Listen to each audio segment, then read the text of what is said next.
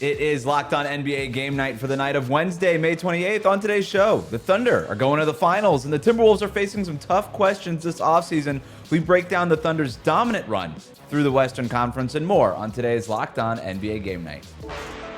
When that final buzzer rings, you know it's time for Locked On NBA Game Night. All the post-game reactions to every game across the league, every single night, with insights only the hosts at Locked On can provide. It's the true NBA fans' one stop for all the action. Every game, every night. It's Locked On NBA Game Night. Tipping off now. Welcome to Locked On NBA Game Night. Every game, every night in 30 minutes. Wes Goldberg here with Tony East. However, you might be tuning in on YouTube or on your favorite podcast app. Thanks for making Locked On NBA your first listen every day.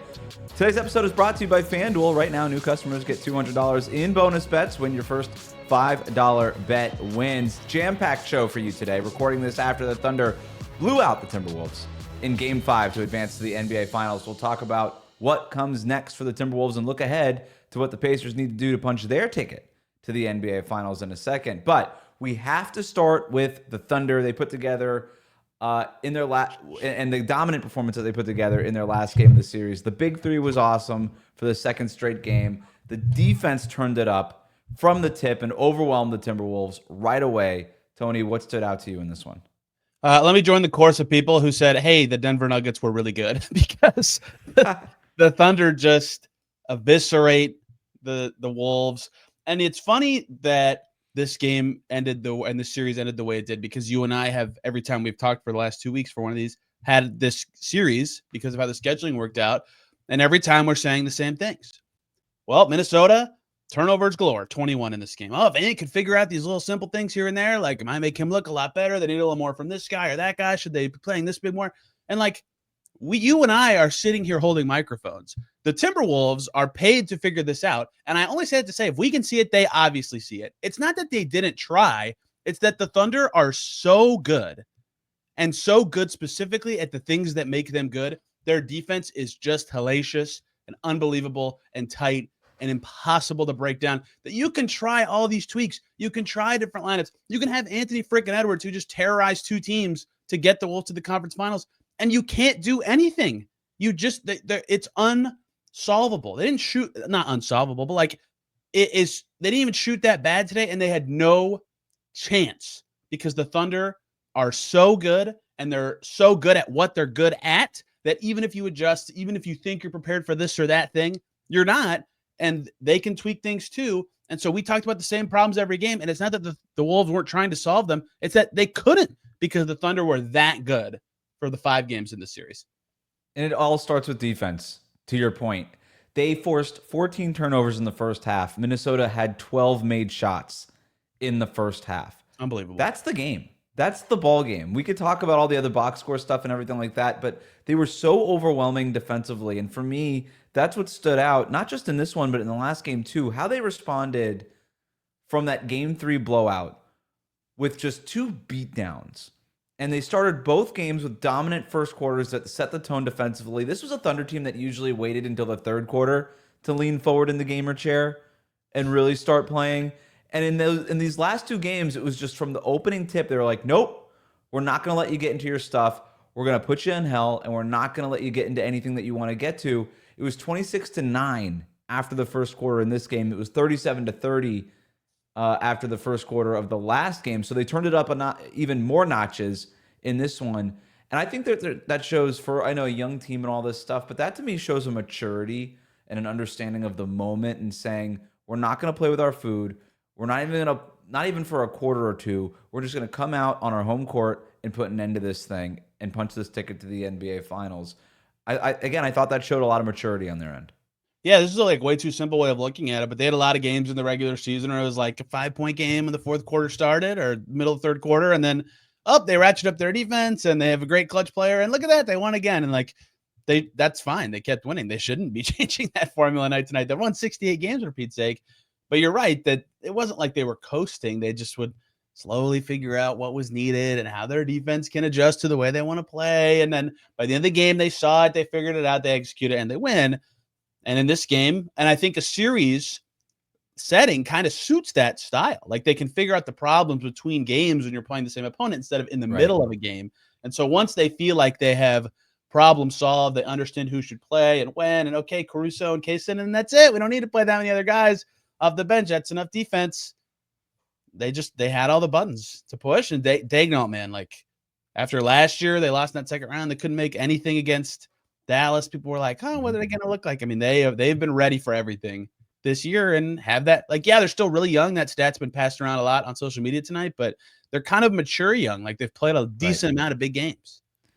And the way they carry themselves too is awesome. I mean, yeah, to your point about the figuring it out, they just figured out that if they are within an arm's distance of a Timberwolves player, that Timberwolves player cannot dribble.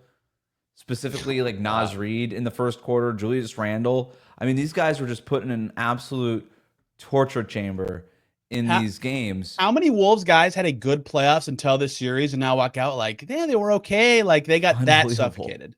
Unbelievable. They, in these playoffs, one last defensive stat.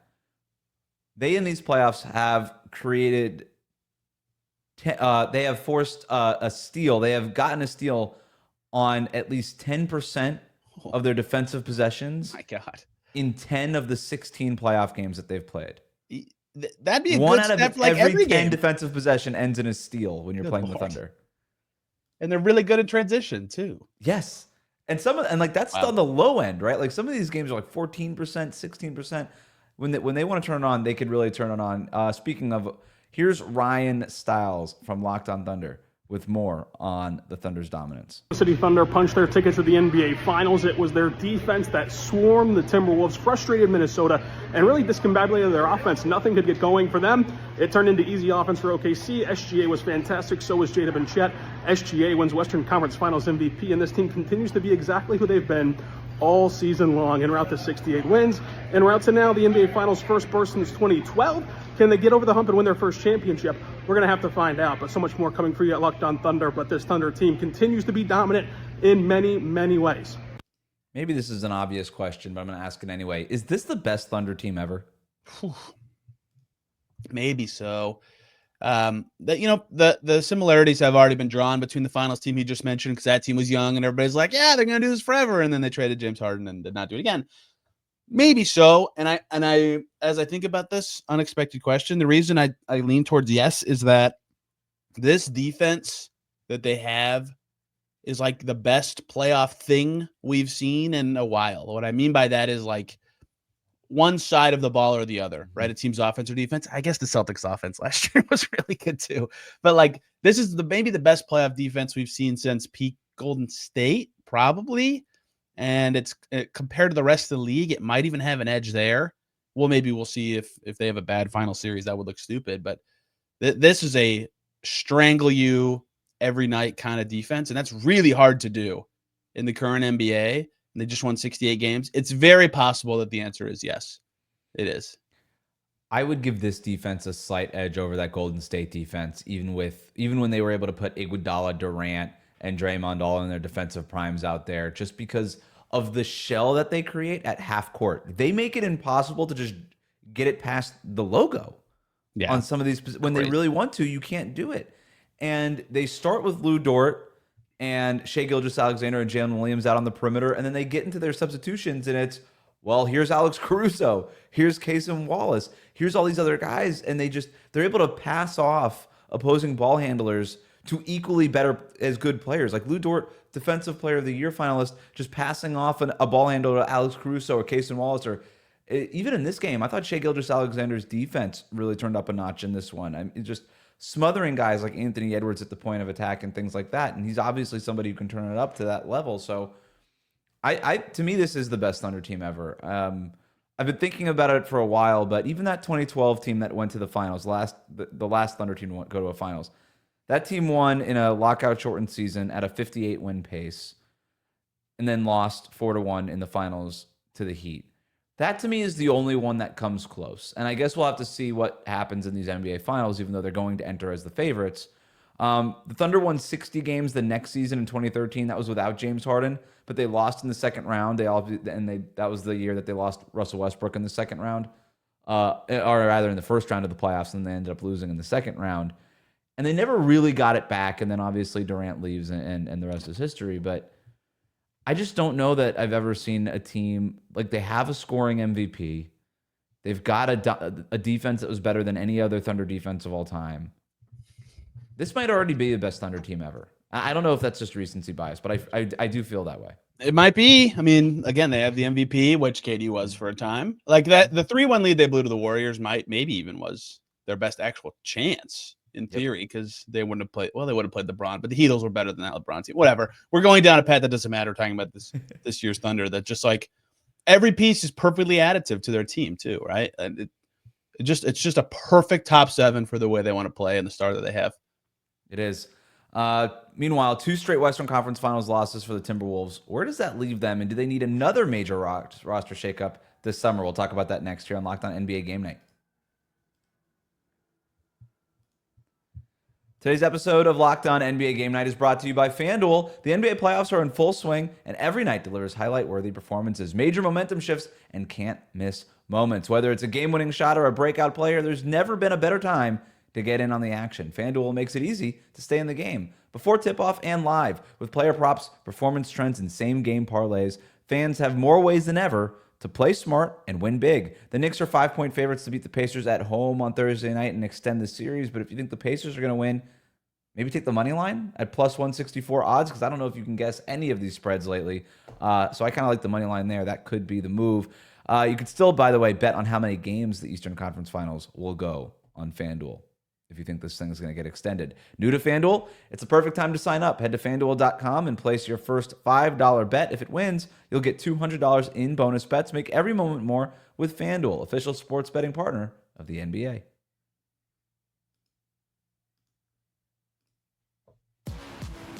Back here on Locked On NBA Game Night, every game, every night. Let's talk about the Timberwolves. Here's more from Ben Beacon on Locked On Timberwolves. Timberwolves were eliminated by the OKC Thunder in Game 5 on Wednesday night as the Western Conference Finals come to a close. A 30-point loss for the Wolves in the elimination game. I'm Ben Beacon, host of the daily Locked On Wolves podcast, and really nothing went right in this game for the Wolves. They scored just 9 points in the first quarter. Barely a whimper to close out the season for the Wolves. Their lowest scoring quarter of the season, regular season or playoffs, the lowest scoring quarter of these NBA playoffs. Just a horrible start that got them down by 17 to start the game. And then they were down 30 plus at halftime before making a slight dent in the lead in the third quarter. They got it to about 23. And it kind of felt, hey, if we get this under 20, maybe the fourth quarter looks different. That did not happen. And with about 7 minutes to play in the game, it was officially garbage time. Ant had just 19 points and 18 shots. Julius Randle got hot in the third quarter, but had a terrible start to the game. And really, Minnesota missed a few open threes early, and then the onslaught began. The Thunder ran out ahead, and some of the same issues we've seen all series for Minnesota were problems in this one. We'll break the whole thing down over at Locked On Wolves. Make sure to subscribe for all things Timberwolves. Can't say I even noticed Julius Randle getting hot in the third quarter. He missed my favorite talking point from this game. Who thought last year when the Wolves got smacked in Game 5 by the Mavs, they were down 29 at halftime, that they would be worse in Game 5 of the same series 1 year later? How's that even possible? Just don't play Game 5s.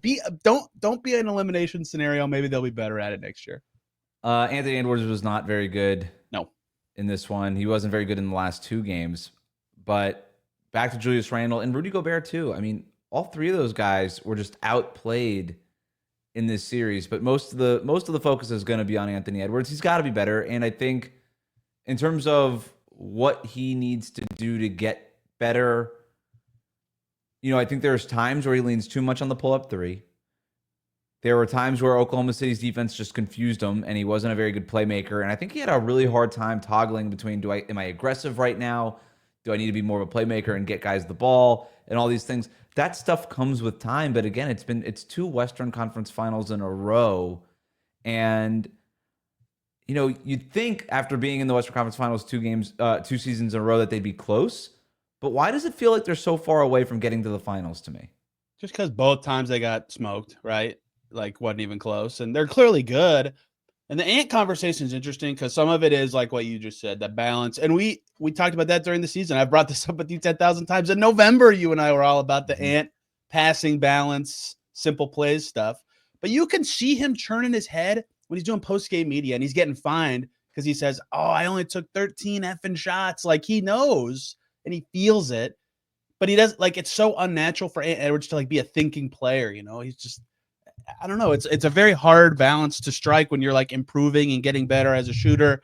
And you're also your only team's most reliable source of offense, which is my springboard into what I assume this would go to is like, when you think about the next thing for the Wolves, like you make the conference finals twice in a row, you're thinking like, yeah, we got to get back there, try to do better.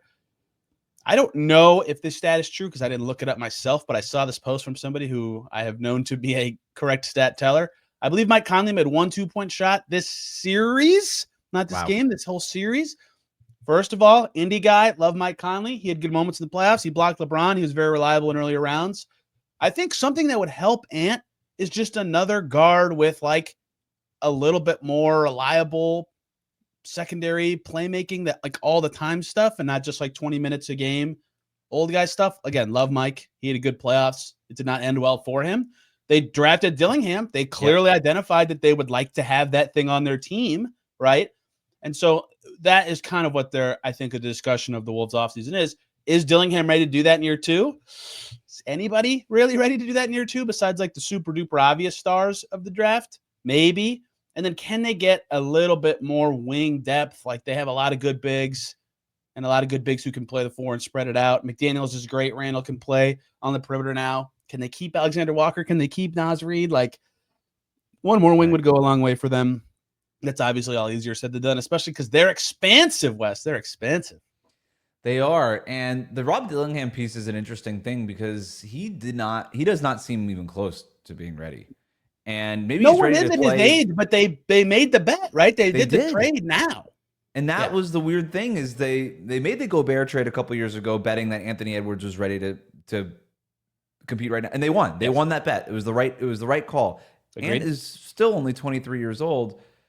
They trade Karl Anthony Towns in part because they want to double down on this front court with Gobert and with Naz Reid, and presumably to bring Naz Reid back. And they should be able to afford to bring him back, even though, as you said, they are expensive. And is Julius Randle like weirdly? Like, I know he had a bad series, but they kind of need him still. Like, that's not just the guy that you can just let walk away. His Dante best playoff. DiVincenzo's playoffs were really up and down, mostly down. The Conley thing is a good shout out. They kind of just need Dillingham to be that guy, or you start shopping guys around like Dillingham and say, can we go find somebody who's on the timeline of can compete in the Western Conference Finals and help us get over the hump? And maybe that's ultimately the value of moving up to get Dillingham is now you have him as a trade piece. I'm trying to think, what does Anthony Edwards need? And if this series proved anything, and look, maybe it doesn't matter because Oklahoma City's defense is just that good. It doesn't really matter what you do on offense. But to me, he needs space. He needs a lot more space. And nobody on the Timberwolves really creates that kind of space that he needs. So can you put him in space? Can you surround him with more shooters? And at the same time, defense was Minnesota's calling card for most of these last 2 years.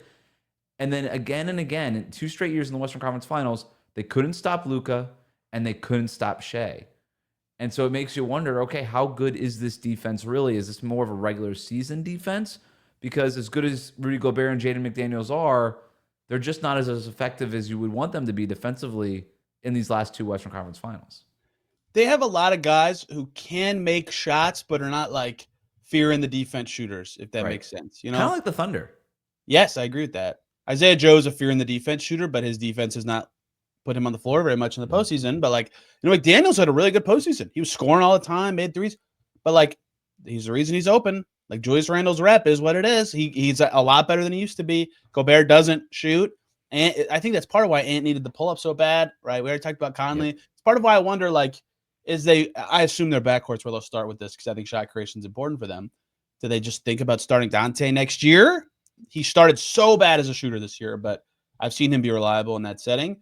Or is Dillingham ready for that? And, to go back to that, like we question the timeline of doing it, but part of it is they know they're expensive now. They need the cheap rookie like now, right? Like they can't wait or they're going to be blowing through all these aprons. They got to figure out Naz Reid, who's a great player, fits their style pretty well. Like, do they need to? I don't. There's just a lot of goofy questions. But I come back to like, can they get a ball handler and shooter in the starting five. Hey, look, maybe that's Dante, but like, is that enough of that stuff? Right. No. So I agree with you. Spacing would be huge. Conley wasn't a problem in the whole postseason, but like it became clear that they need someone else with like any sort of punch. Randall's 2 hot streaks were like the only notable stretch of offense they had in Oklahoma City the whole series. It's weird to have this many questions about a good team, but maybe it's just because they ran into 2 buzzsaws 2 years in a row with Luka and Shea. And how much can you really shake up a team that's been to 2 straight Western Conference? Right. You trade Cat after last year. Can you really shake it up that much more and expect to get? At some point, you need to hold some of the identity and the DNA of that group together. How many changes can you make and risk? And by the way, like it's not like Minnesota was gangbusters in the regular season either. It was nobody was really picking them to get back to the Western Conference Finals. Then they clinched the playoffs like the last day of the season. Right, and it's like I don't know. It's a weird team to evaluate. I agree. It's a very strange team. Let's move on to the Eastern Conference Finals. Tony, you are the host of Locked On Pacers. You're going to tell us what the Pacers have to do to finish off the Knicks on Thursday night. We'll do it next.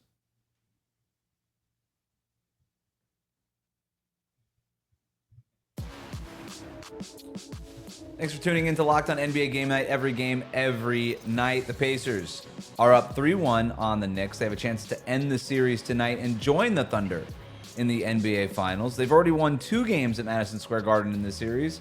Tony, what do they have to do to sweep the Knicks in their own arena?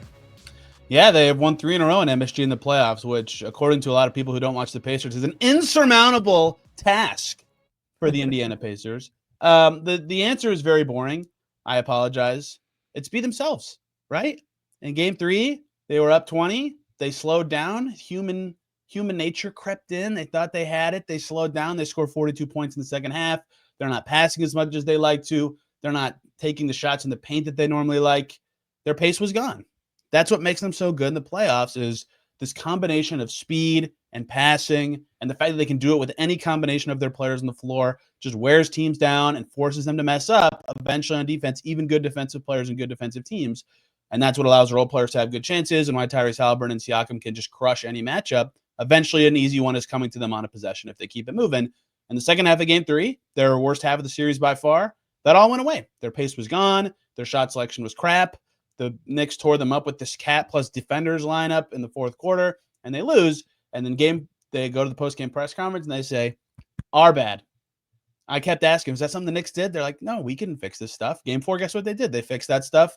They played fast. Haliburton obviously had like a historic game, but they never slowed down. They got everybody involved, and they look great again. I think it's all on them. Like the Knicks can and probably will make some changes. They've been better with just one of Brunson or Cat on the floor all series. How does that influence their rotation decisions? All sorts of stuff can matter to a team desperate in the conference finals. But if the Pacers have played like themselves, they've been better for how many points? 10 of the 12 quarters, 9 of the 12 quarters. Like they just got to be themselves. And that sounds so easy to do. There's a reason it doesn't happen all the time, but they're on the doorstep for a reason. I think they know that if they just are the Pacers, they got a good shot. I think what stands out to me about both of these conference finals is the team that won the Western Conference Finals and the team that's going to win the Eastern Conference Finals. Whoa! Prediction. There we go. They have figured out how they need to beat the team that's opposite them, and the team opposite them is still scrambling for answers. And you could see Minnesota against the Thunder scrambling for answers in this first quarter, while the Thunder knew exactly what it is that they needed to do. They had their homework assignment. They did the homework assignment. They did it early, and then they get to go outside and play. The Pacers know exactly how they need to attack the Knicks. They know exactly what they want to do. They're going to say, Jalen Brunson's on the court? Cool. We're going to attack him. Karl-Anthony Towns is on the court? Cool. We're going to attack them. You're both on the court? Great. Even better. And they're just going to do that over and over and over again. The Knicks, meanwhile, are still scrambling. They've changed up the starting lineup to Mitchell Robinson out there the first 2 games, or the last 2 games. I'm not sure it's completely worked. You're absolutely right. Like their best lineups are one of Brunson or Cat on the floor without the other one, which seems to be a problem because when you take one of them off the court, then they can't score. So this is an issue for them. And I don't know if Tibbs is the only coach to start actually expanding his rotation in the last It's working in the conference finals. It is sort of working, but it is also goes directly opposite, contrary to everything Tibbs stands for. And so they're just kind of lost looking for answers. And I don't know that you can expect, even if they were to somehow win this game at Madison Square Garden, you can't fake desperation, Yeah. home court, all this stuff. Like, it shouldn't be shocking, but I don't see a way where all of a sudden they've got a bunch of answers that they otherwise didn't have against just a flatly better Pacers team. I can't believe this, like watching a Tibbs team, but there was a moment in game 4 in Gamebridge where I was like, man, the Knicks should put Daylon Wright in. I was like, that's a real thought. Like, I'm not even kidding. Like, they probably should do that. He's played really well. Yeah, it's going to be fascinating to see how that setting looks for the Knicks. Like, their games in MSG have been, both tight late. They just happen to lose in the clutch, right? Like, home court has meant something to them. And God, it'd be so painful for New Yorkers to wait 25 years to get this far and not see a win in their building, right? Like, desperation will be there. Cat's dealing with this knee thing, right? He was limping around at the end of last game. He's questionable. Like, that's a big one to me, both because, any injured player is like a big deal, but also because the absolute apex Knicks lineup the last 2 games, which shouldn't be as good as it is, but it's still been awesome, is Cat, the 2 defensive wings, and then non-Brunson guards. A lot of times it's Wright and Shamet. Sometimes Campaign was, I don't remember how much he was in there. But regardless, yeah. Like, it has just worked better. Yeah. Josh Hart, a lot of the time, like, as the de facto ball handler, because Cat just goes crazy in those minutes, and they have enough defense to hold. They don't want to do that. Like, Jalen Brunson's an amazing player. I don't know what it's going to – but anyway, if he's banged up like that, if that's not as effective, like, that's been a huge card for them to play. Like, it's going to be fascinating to see what changes they make, if they go to some goofy defense, which is also, like, not a Tibbsy thing to do, but has been an issue for the Pacers throughout the playoffs. The Cavs throw this goofy zone out, and the Pacers were flummoxed last series, right? So a lot of stuff that it's, like, not what you expect Tibbs to do has worked in the series so far. Maybe he has another one coming, but both teams probably feel desperate, right? Like, this is every game the rest of the season for the Pacers is a top 15 most important game they've ever played. Like, they got to be desperate too to get to the finals again. Yeah, especially after watching the Thunder, finish off their opponent. Yeah, there's going to be a lot of pressure for them to say, you know what, let's just finish off the Knicks and start prepping for the Thunder and get a little healthy and maybe get some rest here. So I think there is going to be a lot of desperation. Is the Knicks' best chance to hope that Jalen Brunson gets into foul trouble in the fourth quarter again? Because you can't just take him out or take Karl-Anthony Towns out. It's like their best chance. I kind of thought they got lucky at the end of the game that they won, where Brunson is out until a minute and a half left, and those defensive lineups come out and actually kind of mess up the Pacers a little bit. Because again, when Brunson isn't out there, the Pacers have to question a little bit more of what they're doing. It's like, okay, so who are we going to call up in terms of the guards? And you just saw them kind of thinking it through. Now, I still don't think that would actually work a second time, but and it's obviously not a good strategy. But to your point, at least the Cavs and these other teams experimented with zones and different stuff in the regular season. Tibbs' team isn't ready to do that stuff, right? It would be like it's all this stuff is brand new to them, and it's why I just think that the Pacers are the better team and going to win. Yeah, I agree. And that Brunson comes in a minute and 30 to go. He's like so fresh. He scores 4 clutch points to put the game away, but like he wasn't out there for so much of that. It's just been really interesting. I honestly think if I covered the Knicks, what I'd be talking a lot about is like it feels so weird saying this. Like, Brunson is amazing. Like, he is a top 10 player in the league right now, I think. Amazing. What he made second team All-NBA, right? Like, the voters just said the same thing that I just said. I agree with that. However, I do think it can be hard in a playoff setting when you're not feeling the ball a lot as a player to like keep your engagement as high as it needs to be. And in this setting, you would hope as a fan of a team that's not the case. They'd be like permanently 100% engaged, but like, I don't think that's true of any athlete, right? And so the way Brunson plays, like, not all 5 guys are going to touch it every play. Right. Some guys don't, like, for 3 or 4 in a row. Like, it's just challenging. And that's not saying what he's doing is wrong, but I think a key for the Knicks, especially very early in the game, will be ball movement. Let guys touch it and feel it and play like that, which it's not like they can't do that, but I do think just from a mentality perspective, especially with home court advantage, that could go a long way. Could they get a big Mikal Bridges game, a big OG Anunoby game from the corners or something like that? We got a podcast like Mikal Bridges and fade away from our computers for no reason. Please roll your chair back a few feet. It's driving me crazy. He's so good. He's right at the basket and he fades away every single time. He's such a good player. Why are you doing this? He won't be doing it for much longer, Tony. That wraps up Locked On NBA Game Night. Every game, every night. Make sure you're subscribed on YouTube and wherever you get your podcast. For Tony East, I'm Wes Goldberg. This has been Game Night. Thanks for hanging out with us.